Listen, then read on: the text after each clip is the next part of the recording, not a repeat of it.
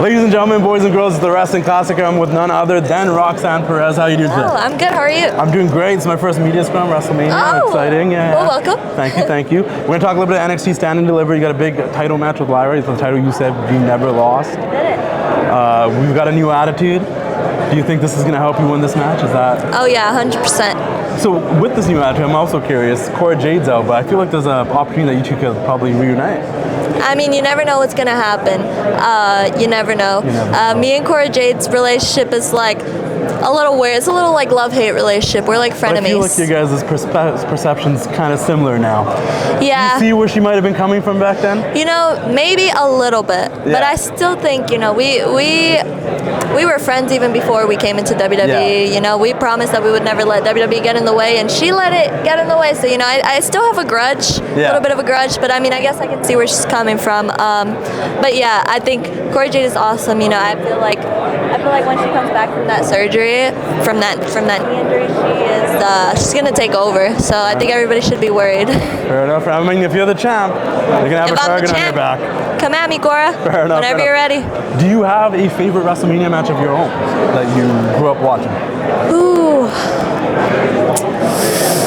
You know, the once in a lifetime, The Rock versus John Cena, I think that was one of my favorites growing up. That was like my childhood. Yeah. So that whole feud, that was my favorite. Were you like rooting for The Rock? Or I was rooting for The Rock. Okay. The Rock is actually what got me into wrestling. So it's cool to see him now here, full circle, like a few WrestleManias Did The Rock influence the Roxy from the early days, or? He might have. He might have. Okay. Yeah, I came up with that name when I was like 11 years old. Fair enough. Yeah. So we've seen a ton of like musical artists get involved in professional wrestling the last few years, whether it's NXT with Poppy, et cetera, or it's Bad Bunny, or we saw Lil Wayne on Raw. Is there any musical artist that you're a fan of that you would love to see appear in the WWE? Ooh,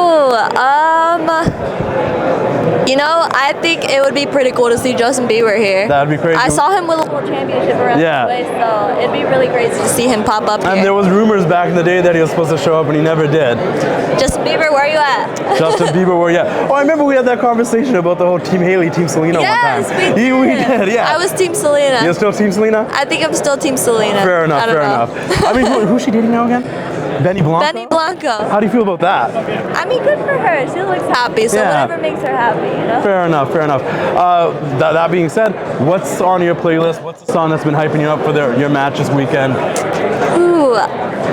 So I have like a wrestling playlist that I have played over and over before my matches since I kind of started wrestling. Yeah. And there's a song called Hall of Fame by The Scripts. Okay. And that is one of my favorite songs ever. I listened to it before. Yeah, it definitely motivates me because I do want to be a part of the Hall of Fame one day. I want to be remembered, so I'm on my way. Last question, and we'll wrap this up. What do you think you've learned the most from your time at NXT? What's the biggest thing you take away from your time there? Because I feel like sooner or later you're going to be up on that main roster. So if you want to talk about NXT, what's the biggest thing you feel like you would take with it?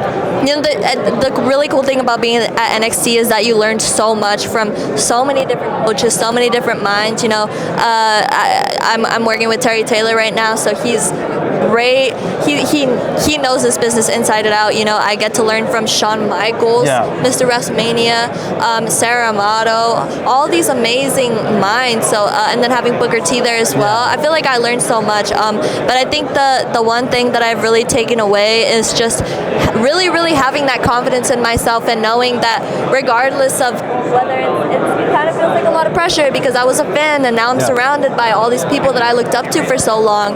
Regardless of all of that, I need to know who I am. I need to know that I am the prodigy of the WWE. I need to know that I am one of the best in WWE, and I'm going to take that with me to the main roster and all the way to the top. I love that. It was a pleasure. We got to do this for longer one day. Let's do it. Pleasure seeing you in person again.